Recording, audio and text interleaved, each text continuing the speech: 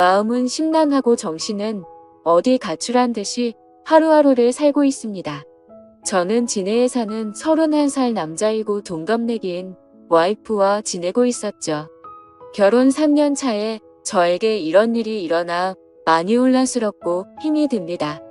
와이프는 아이를 가진 후 육아휴직을 하며 집에서 생활하였고 나이 낳고 살이 쪄 운동하고 싶다고 해서 헬스 개인 PT도 150만원짜리 결제도 해주면서 제 나름대로는 제 아내를 잘 챙겨줬다고 생각하고 살았습니다.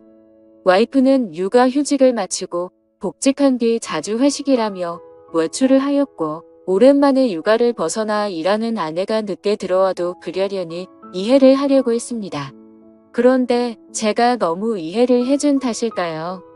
술을 먹고 새벽 4시 넘어 귀가하는 시간이 점점 늘어가기 시작했고 의심을 하면서도 저희에게는 눈에 넣어도 안 아픈 2돌도 안 된 아기가 있는데 설마 그런 짓을 할까 생각하였습니다.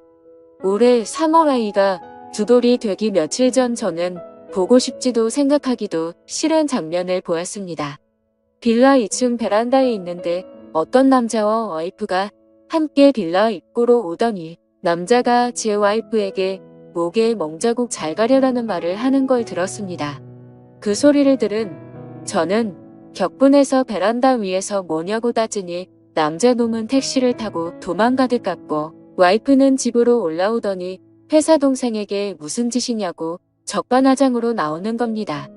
아내는 술도 안 먹었다고 하는데 술 냄새가 났고 그 상태로 아기가 자고 있는 곳으로 가려고 해서 저는 그 몸으로 어딜 가냐고 화를 냈습니다. 그러고는 화장실에 들어가서 안 나오길래 장모님께 먼저 전화를 걸었고 팔은 안으로 굽는다고 장모님은 그럴 애가 아니다 라고 반복해서 말을 하시더라고요. 제가 장모님께 전화하는 걸 들었는지 와이프는 밖으로 나와서 장모님과의 통화를 끊어버리더니 나도 숨 좀 쉬고 살자고 하는 겁니다. 솔직히 와이프는 주간 야간을 번갈아가며 일을 하는 회사였었고 저는 야간이 없는 병원 일을 해서 칼퇴가 가능해서 애를 돌보는 건 온전히 제 몫이었습니다. 저는 5시 반 퇴근이라 어린이집에서 애를 데려오는 것도 제가 했고 집에 데려와 애를 씻기는 것도 밥을 먹이는 것, 재우는 것 그 모든 걸 제가 다 했습니다. 힘들지 않았다면 거짓말이겠지만 애를 제대로 돌보지 않는 아내에게 이교대하니까 힘들겠지 하면서 제가 다 했습니다. 와이프는 간혹 저와 함께 쉬는 날이면 2살인 애한테 계속 TV를 보여주며 혼자 놀게 두었고 와이프는 핸드폰만 만지작 거리는 게 일쑤였습니다. 술 먹고 들어온 그날 저와 말다툼을 하고 와이프는 집을 나갔고 그날 집에 들어오지 않았습니다. 나중에 알고 보니 회사 근처 숙박업소로 갔더군요. 다음 날 아침에 얼마 전에 사줬던 와이프 차 안에 있던 블랙박스를 보니 가관이더군요. 며칠 전 봤던 그 남자와의 대화 녹음이었는데 누가 들어도 연인처럼 대화를 주고받더라고요. 손이 부들부들 떨리고 화가 나서 도저히 참을 수가 없었습니다.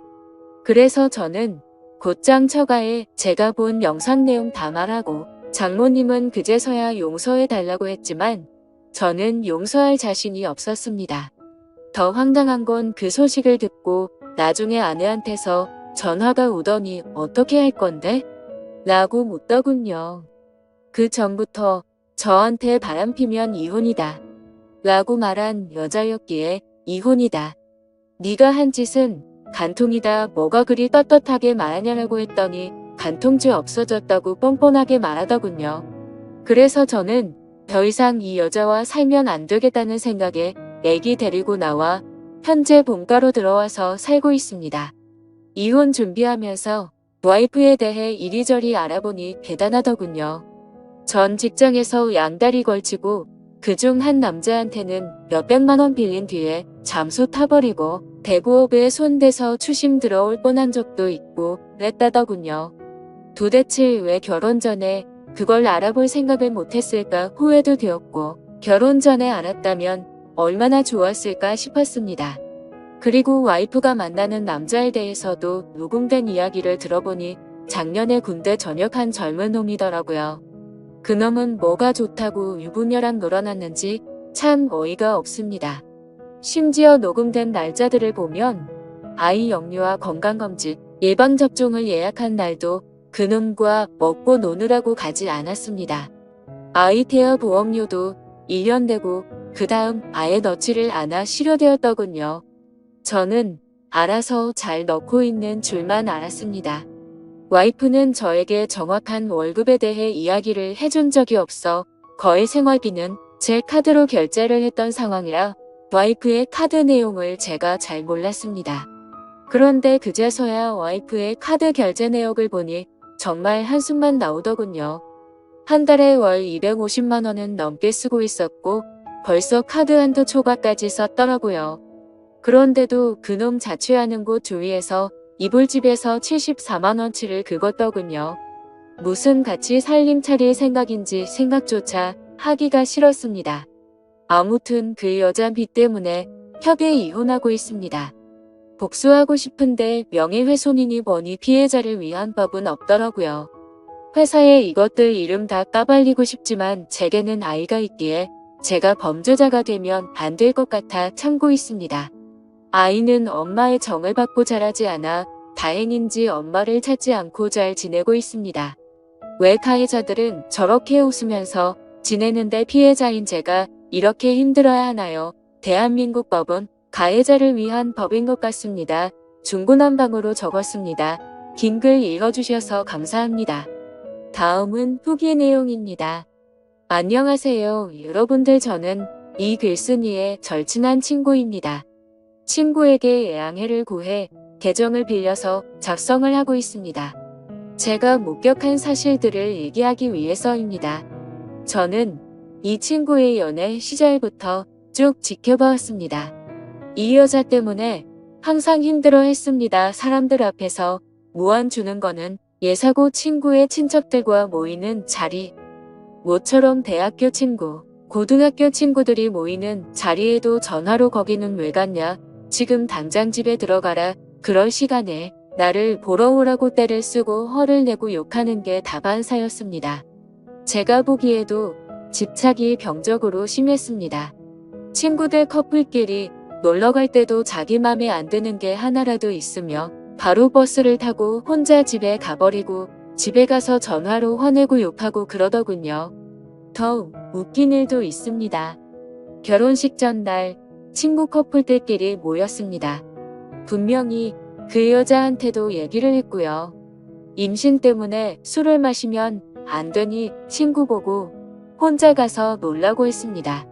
친구들끼리 재밌게 노는데 수시로 전화가 오더군요. 나 빼고 노니깐 재밌냐고 하면서 집에 빨리 안 들어가냐고, 뭐 하는 짓이냐고 온갖 소리를 지르더라고요. 옆에서 통화를 듣고 있던 저희 친구들도 다 황당했습니다. 분명히 같이 가자고 얘기도 했었고 허락을 했었으니깐요. 아무튼 그날 또 여러분이 생각하시는 대로 또 싸웠습니다. 그래도 다음 날 결혼식이니 잘 풀리길 바라면서 집으로 귀가를 했죠. 결혼 후에는 제 친구한테 심한 말을 많이 했습니다. 특히 친구 부모님을 무시하기 일쑤였습니다.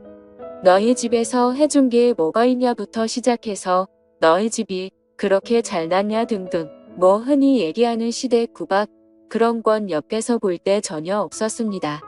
친구 어머니께서는 그 여자가 전화하기 전까지는 절대 하지 않으셨습니다. 할 말이 있으시면 친구를 통해서 하였지만 그것 또한 집안 행사 관련 말씀이셨습니다. 그리고 이 여자는 모정이라고는 찾아볼 수가 없었습니다. 친구에게 들은 얘기도 있지만 제가 친구 집에 놀러가서 본 장면도 있죠. 애가 엄마가 봐주지 않는다고 스스로 토를 하고 했습니다. 심지어 막 걷고 뛰기 시작할 때 거실에서 뛰며 잘 놀고 있는 애를 조이 장난감이 많이 널브려져 있는 상황임에도 전혀 신경도 쓰지 않는 것 같아 보였고, 애가 침대에서 떨어져 피가 나도 뭐 이 정도면 괜찮다 하면서 그냥 TV 보러 가더군요. 참 이게 엄마라는 사람이 할 짓인지 싶었습니다. 불륜 이후 친구가 많이 힘들어할까봐 제가 계속 붙어 있었습니다. 그 당시 친구의 눈은 거의 돌기 직전이었으니깐요. 혹시나 사고를 칠까봐 혼자 둘 수가 없겠더라고요. 위에 친구가 작성한 글에도 있지만 그 사건 다음날 전화가 왔습니다. 그때 제가 옆에서 다 들었죠. 간통죄 없어졌다.